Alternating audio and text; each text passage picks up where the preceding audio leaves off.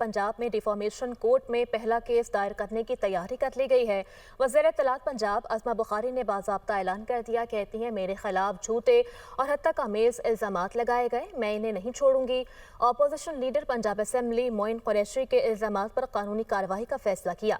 Opposition leader Moin Qureshi ने कहा कि वज़ीर आला KP से सवाल करने वाले अज़मा बुखारी के पेड मुलाजिम हैं। अज़मा बुखारी ने इल्ज़ामात को बेबुनियाद, झूठा और किरदार कशी करार दिया है।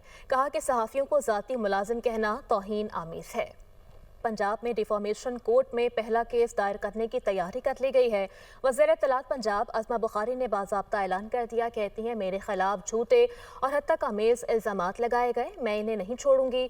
Opposition leader Punjab assembly Moin Qureshi के इल्ज़ामात पर कानूनी कार्रवाई का फैसला किया। अपोजिशन लीडर मोइन कुरैशी ने कहा कि वज़ीर आला KP से सवाल करने वाले अज़मा बुखारी के पेड मुलाजिम हैं। अज़मा बुखारी ने इल्ज़ामात को बेबुनियाद, झूठा और किरदार कशी करार दिया है। कहा कि सहाफ़ियों को ज़ाती मुलाजिम कहना तौहीन आमीज़ है।